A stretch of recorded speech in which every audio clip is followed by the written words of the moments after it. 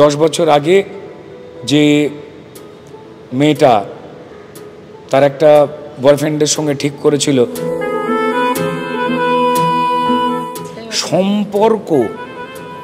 সম্পর্ক বললেই আমরা যেমন বেশ কিছু মানুষ ধারণা করে নিই, তুমি কে তুমি।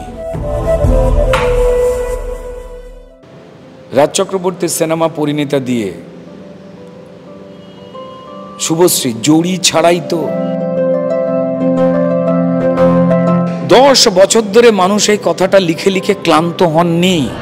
দিনের শেষে পশ্চিমেতে ডুববি যখন একা,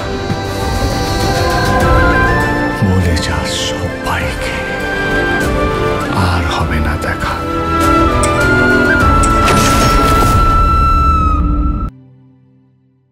বহু প্রতীক্ষার পর অবশেষে ধূমকেতু আসছে এবং আজ আমরা ধূমকেতু নিয়ে কথা বলবো। রুদ্রনীল ঘোষ আমার সঙ্গে এই মুহূর্তে রয়েছে। দাদা, অনেক বছরের অপেক্ষার অবসান অবশেষে হচ্ছে। এইখানে তো তোমার চরিত্রের নাম আমরা জানি যোগেশ। তোমার চরিত্রটা নিয়ে যদি অল্প কিছু বলো, কারণ আমরা ট্রেলারে দেখেছি যে ভানুর সাথে তোমার একটা কেমিস্ট্রি আমরা যেটা দেখলাম আর কি ট্রেলারে, সেটা যদি তুমি একটু বলো। ভানুর সঙ্গে এবং রূপার সঙ্গেও রয়েছে, যতটা ট্রেলারে দেখতে পাওয়া গেছে ততটাই আমি বলবো। তার বাইরে আমার মনে হয় যে যোগেশ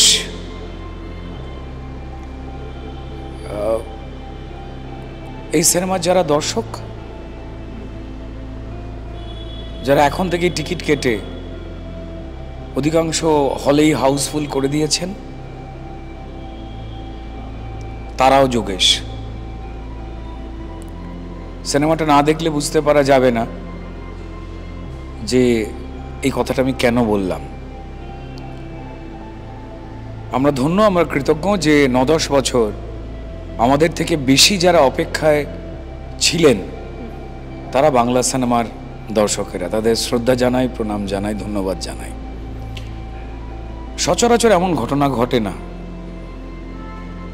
সিনেমা শুটিং থেকে রিলিজ করতে 8 মাস, 1 বছর লাগে, কখনো 2 বছরও হয়ে যায়। আমি ময়দান সিনেমাটা করলাম যেটা অজয় দেবগানের সঙ্গে, সেটাও তো প্রায় রিলিজ করতে গিয়ে 4 বছর লেগে গেল কোভিডের জন্য। কিন্তু যে উন্মাদনা ধূমকেতু নিয়ে প্রথম দিন থেকে আমাদের বাংলা সিনেমা দর্শকদের ছিল তার একটুকুও কমেনি। তার আমরা টের পেয়ে আপ্লুত হয়েছে যেদিন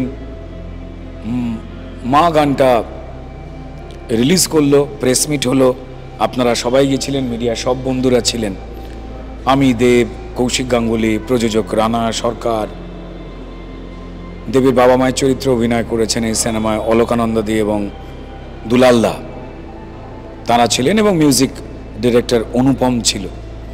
সেই দিনের উচ্ছ্বাস প্রমাণ কিন্তু দিয়ে দিয়েছিল যে অধীর আগ্রহে আমাদের মিডিয়ার বন্ধুরা অপেক্ষা করছেন, আর তারাই তো প্রতিনিধি আমাদের দর্শকদের। সোশ্যাল মিডিয়ায় দর্শকদের আবেগ, ধূমকেতু নিয়ে পোস্ট প্রমাণ দেন যে তারা কতটা ধৈর্য রেখে দিয়েছেন হৃদয়ের মধ্যে। আমাদের তো অবশ্যই রয়েছে। তো তার অবসান ঘটবে 14 তারিখ থেকে। এবং আমরা ট্রেলার যেদিন আর কি লঞ্চ হলো, এইভাবে ট্রেলার লঞ্চ খুব একটা দেখা যায় না, যেটা হলো 2500 দর্শক সেখানে উপস্থিত ছিল। হয়তো সবাই টিকিট পায়নি বলে আসতে পারেনি।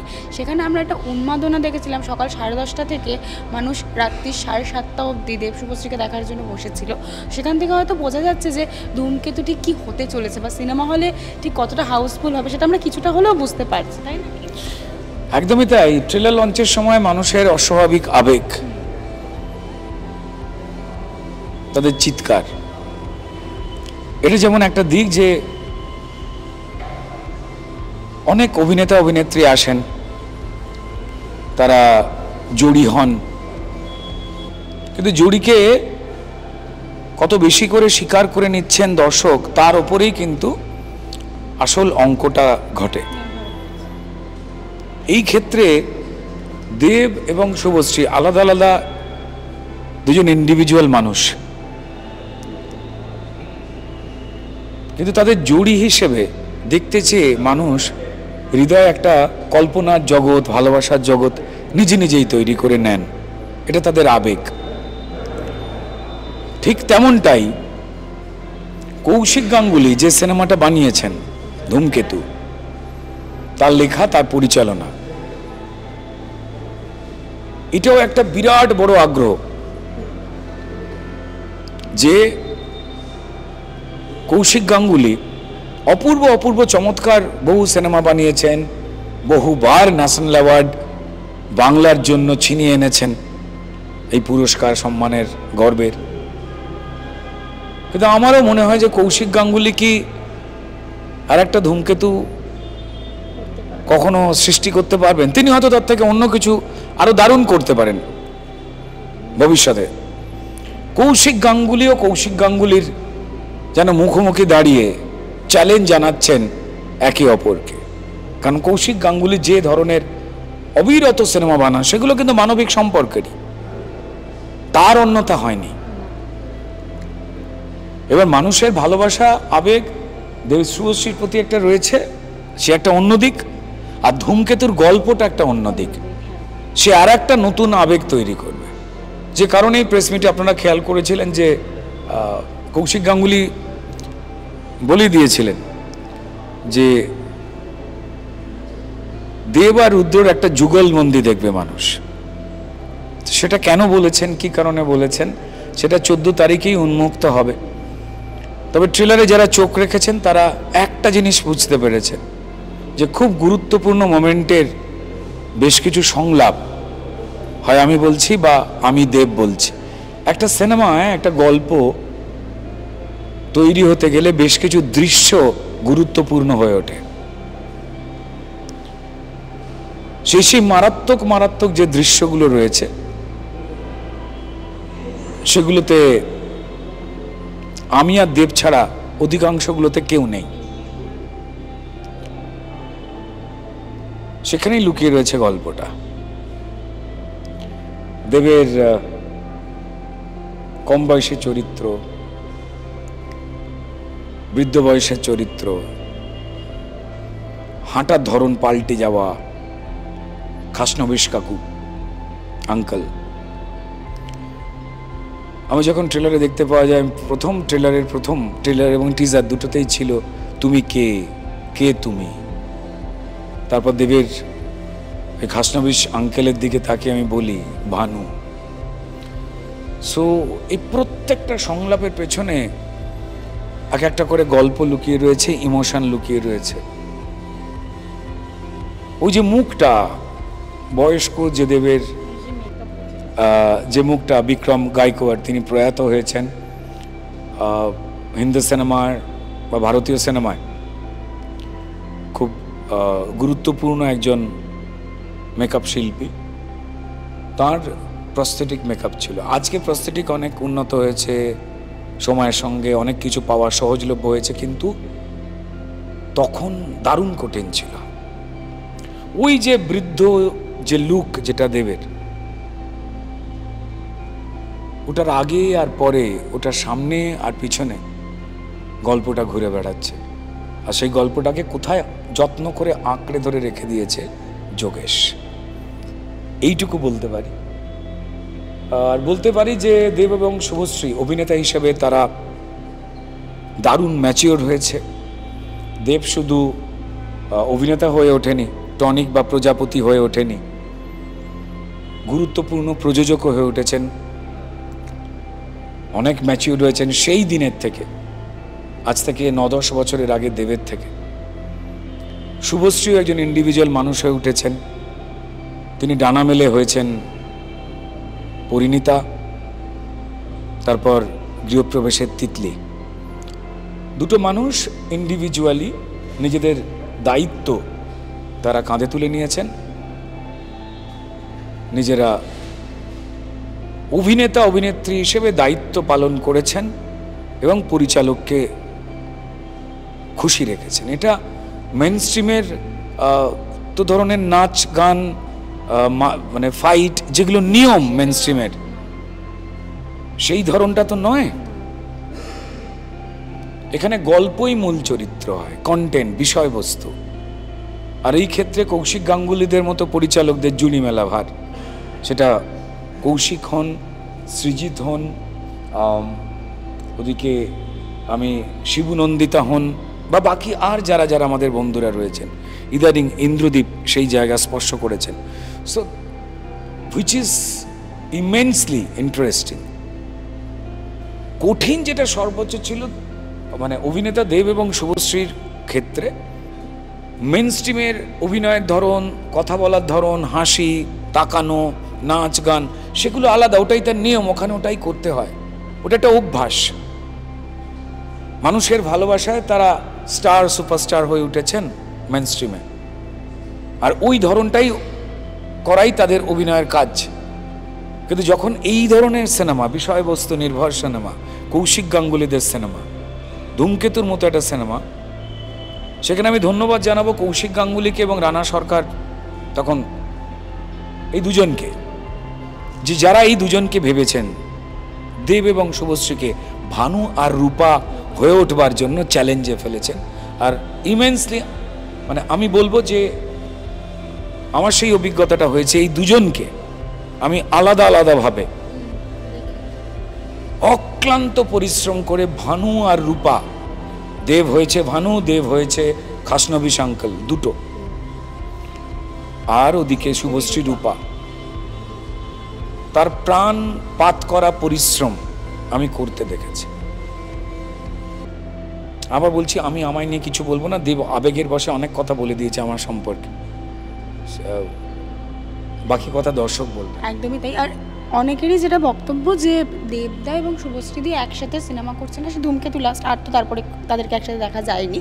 এছাড়াও অনেক জুটি, পুরনো জুটি হারিয়ে গেছে, নতুন করে আমরা তাদেরকে দেখতে পাই না। হয়তো দেবদা শুভশ্রীদের মধ্যে কোনো কারণের জন্য তারা এত বছর একসাথে করেনি, বাকিদের তো সেরকম কোনো ব্যাপার ছিল না, তাও কেন পুরনো জুটিগুলোকে দেখা যায় না? আমি যদি তোমায় এটা জিজ্ঞাসা করি, কি বলবো? দেখো, আমার প্রথমত মনে হয়েছে যে দর্শকেরা তার রুচি পাল্টেছেন।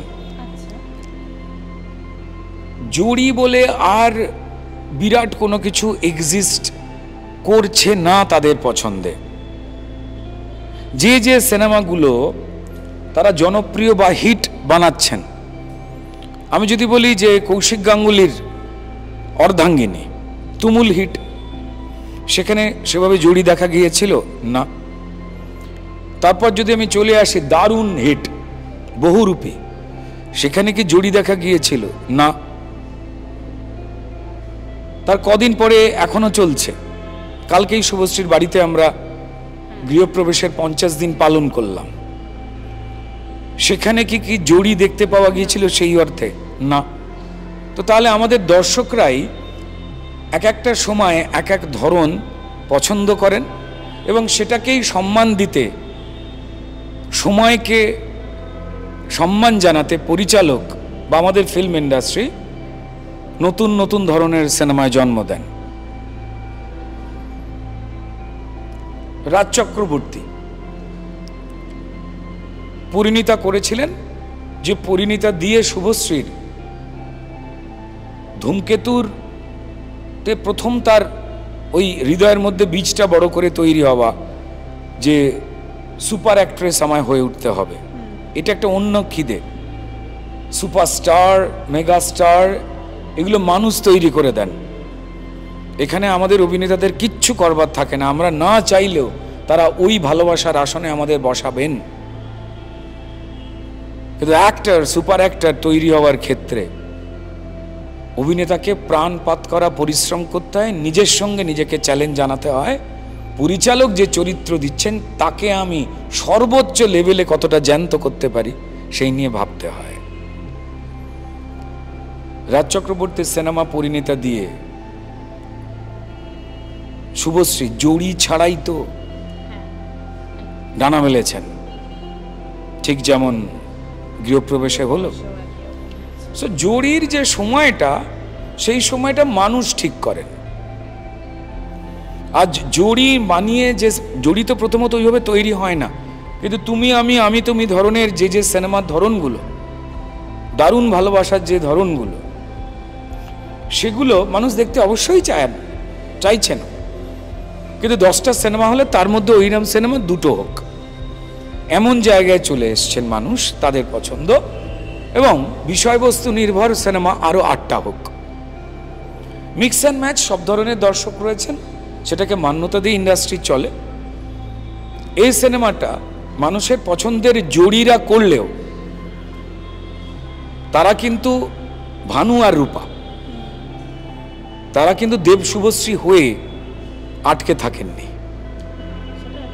তো ওই ভানু রূপা আর মধ্যিখানে দাঁড়িয়ে রইল যোগেশ। আমাদের দর্শকদের মনে যা যা প্রশ্নগুলো তৈরি হয়, যা যা বলতে ইচ্ছা করবে, গল্প না বলে শুধু এইটুকুই বলবো, যোগেশের উপরে বিশ্বাস রাখুন। আমি নিজেও জানি না, আমার যদি কোনোদিন এই চরিত্র করতে বলে, আমি ভয়তে তাকাচ্ছি না। আপনি চোখ মুখ দেখুন, এটা রুদ্রনীল ঘোষ নয়, তো আমি ভয়ে তাকাইনি। আমি এইটুকু বলবো যে আমি কোনোদিন আর যোগেশ মানে হবার চেষ্টা করলে আমিও ফেল করব, পারবো না। তো থ্যাঙ্কস টু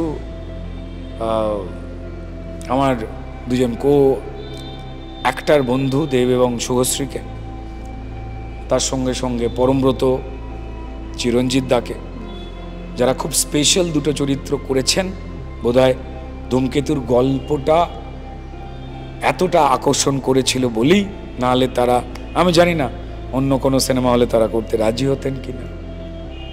দুলাল লাহিড়ী এবং অলোকানন্দাদির মতো সিনিয়র দুজন রেসপেক্টেড অ্যাক্টর, তাদের, অনুপমের ব্রিলিয়ান্ট মিউজিক, ইন্দ্রদীপ দাশগুপ্তের দুর্দান্ত বিজিএম, সৌমিক হালদারের সিনেমাটোগ্রাফি, আর আমাদের টেকনিশিয়ানদের অক্লান্ত পরিশ্রম। ওই নাড়খান্ডায় শুধুমাত্র অভিনেতা অভিনেত্রীরা নন, ডিরেক্টররা নন, আমাদের টেকনিশিয়ানরা ওই ঠান্ডায় যেখানে অক্সিজেন নেই, কোমর অবধি বরফ, সেটা ঠেলে ঠেলে গিয়ে পৌঁছে আমরা এক একটা করে স্পটে গেছি। হাড় কাঁপানো ঠান্ডায় আমাদের সাধারণ পোশাক পরে শুটিং করতে হয়েছে। এটাই বোধহয় যন্ত্রণা পেতে যে আনন্দ হয়, যেটা ভালো কোনো কিছু করবার মধ্যে লুকিয়ে থাকে, যদি সেই একটা বাক্স হয়, সেই বাক্সটার নাম হচ্ছে ধূমকেতু। 14 তারিখ থেকে সবাইকে অনুরোধ করব, বন্ধু বান্ধব, আত্মীয় স্বজন, এমনকি আপনার শত্রু, তাকেও বলুন যে ধূমকেতু দেখতে। এত বছর পর ছবিটা রিলিজ হবে, অনেকে তো ভেবেছিল হবেই না, মানে আশা ছেড়ে দেওয়া যেটা বলে সেটাই হয়েছিল। তুমি যখন জানতে পারলে যে অবশেষে রিলিজ করছে ধূমকেতু, কোথাও গিয়ে মনে হয়নি যে এত বছর পর দর্শকরা কিভাবে নেবে? কারণ অনেক দিন আগের গল্পটাও, অনেক বছর আগের, এবং চরিত্রগুলো এখন অন্যরকম হয়েছে, দেবদা হোক, শুভশ্রীদি হোক বা তুমি হোক, প্রত্যেকের ক্ষেত্রেই। তো সেই জায়গা থেকে মনে হয়নি যে দর্শকরা মেনে নেবে কতটা চরিত্রগুলোকে, বা সেই অনুযায়ী যতটা তখন চলতো ততটা কি চলবে? আমি এখনের কথা বলছি না, কারণ অনেক ট্রেলার মিউজিক লঞ্চ হওয়ার পর তোমরা নিজেরাও বুঝতে পারছো যে কতটা রেসপন্স রয়েছে। কিন্তু তখনের কথা, মানে যখন একদম প্রথম জানতে পারলে। একদম প্রথমেই আমাদের এটা মনে হয়েছিল যে এই সিনেমাটা নিশ্চয়ই মানুষজন দেখবেন, কারণ গল্প এইটুকু তো আমাদের আঁচ করবার সামান্য একটা অভিজ্ঞতা হয়েছে যে কোন কাজটা করে নিজেদের দারুণ ভালো লাগছে। যখনই এই ঘটনাটা ঘটে কোনো শুটিং ফ্লোরে, তখন কিন্তু সেই কাজটা প্রতি মানুষ সমর্থন দেন, এটা আমরা দেখেছি। আর আরেকটা জিনিস বলতে হয়, সিনেমাটা রিলিজ হয়নি, কিন্তু যখনই সেটা দেব হোক, শুভশ্রী হোক, আমি হই, কৌশিক গাঙ্গুলি হোক, রানা সরকার হোক, যখনই কোনো সিনেমা নিয়ে আমরা পোস্ট করেছি, প্রত্যেকটা পোস্টে কোথাও না কোথাও, আচ্ছা ধূমকেতু কবে আসবে? 10 বছর ধরে মানুষ এই কথাটা লিখে লিখে ক্লান্ত হননি। তারা তাদের সমর্থন আর ভালোবাসা, আর তারাও যে অপেক্ষায় রয়েছেন সেটা জানিয়েছেন। তো ফলত সেই দিন থেকেই মনে হয়েছিল যে মানুষ অপেক্ষা করছেন, এটাকে কোনোভাবেই রিলিজ করতেই হবে। তাই আমি, যারা প্রযোজক রয়েছেন, রানা সরকারের ডাইরেক্ট ক্রিয়েটিভ মিডিয়া বা দেব ভেঞ্চার্স, দেবের বাবা গুরুপদ অধিকারী, আমি তাদের ধন্যবাদ জানাবো যে বেশ কিছু আইনি জটিলতা অনেক সময় তৈরি হয় যা দর্শক বা বাইরের লোকেরা বুঝতে পারেন না। তো তাদের জানাবো যে এই দুপক্ষ যদি না সাহায্যের জায়গায় এগিয়ে আসতেন, যদি না কৌশিক গাঙ্গুলি ধৈর্যের যে যন্ত্রণা সেটাকে আঁকড়ে দিতেন, আঁকড়ে ধরে রাখতেন, তো তাহলে এটা সম্ভব হতো না।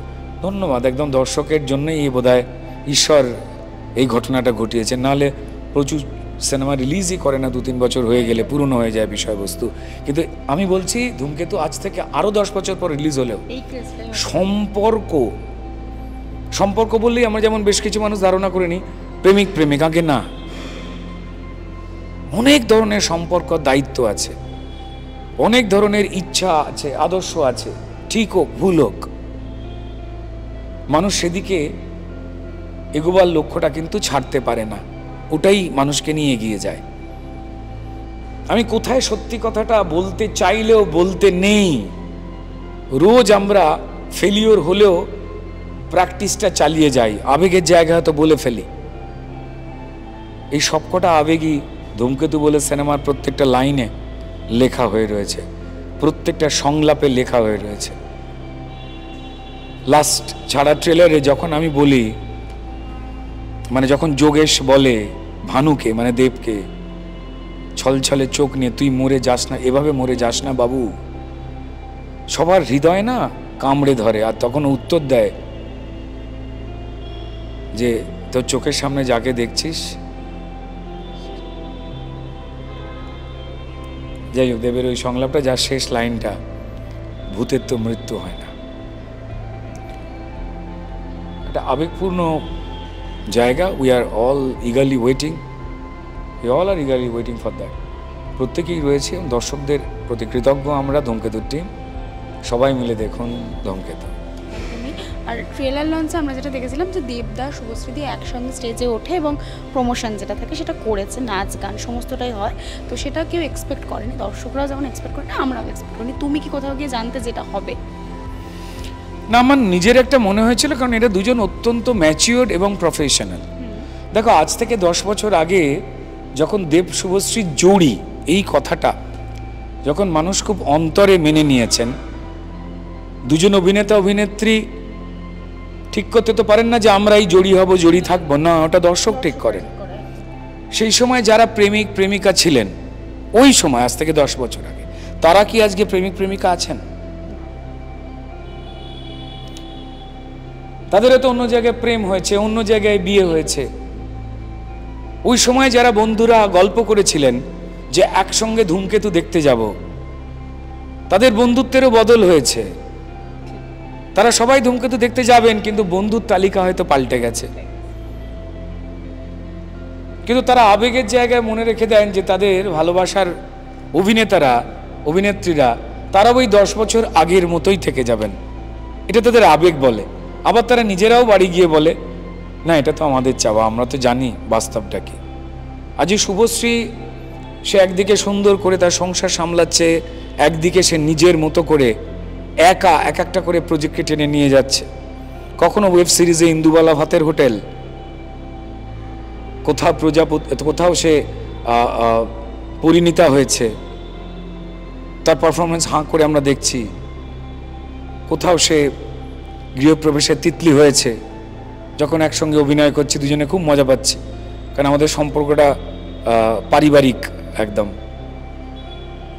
আবার দেব,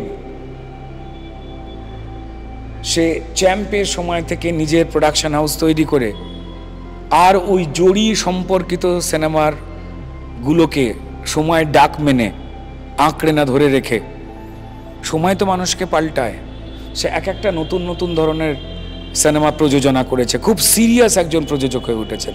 তাই দুজন মানুষ ইন্ডিভিজুয়ালি এই ফিল্ম ইন্ডাস্ট্রির স্বার্থে তারা কাজ করে চলেছেন।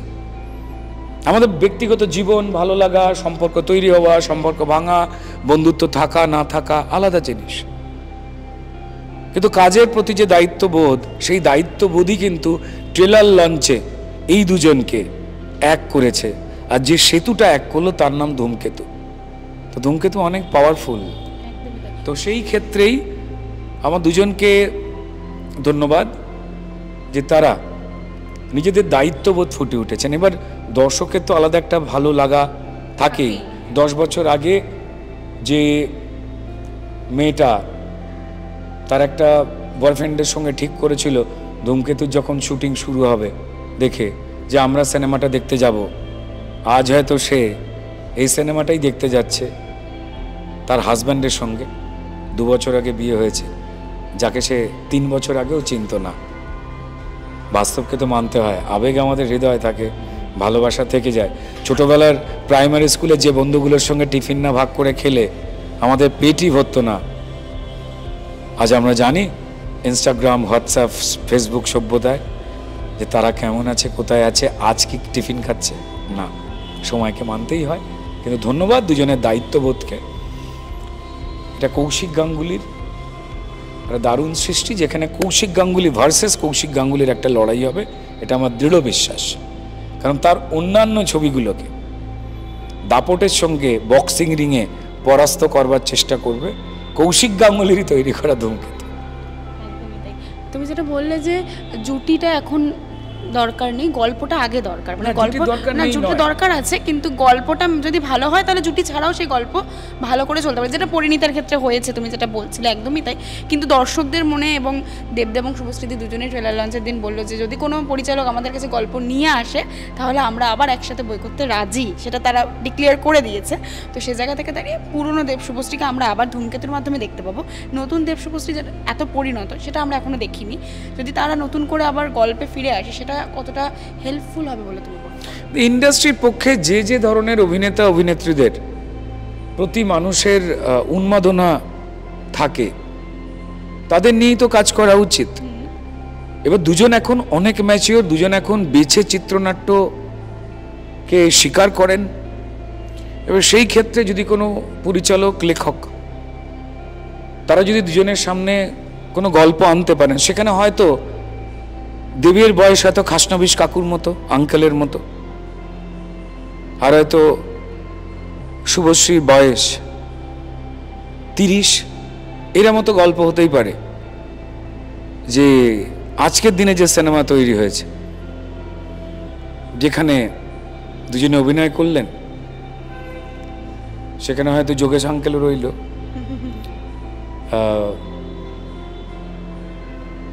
দেব সেই চ্যালেঞ্জ নিয়ে নেবে, শুভশ্রীও নেবে, যেখানে হয়তো তাদের প্রেমিক প্রেমিকার চরিত্রে অভিনয় করতে হবে না।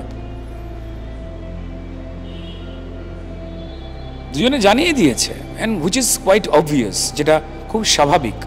ভালো গল্প, ভালো চরিত্র হলে তারা কনভিন্স হয়ে গেলে তারা কাজ করবেন, এটাই খুব স্বাভাবিক।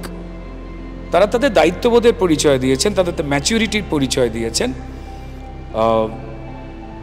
ছোটবেলার বন্ধুর মতো, ক্লাস 4-এর মতো আর ওই একটা টিফিন বাক্স থেকে যে 3-4 জন মিলে টিফিন ভাগ করে খেতাম, সেই সময়টা তো আর নেই, তাই না?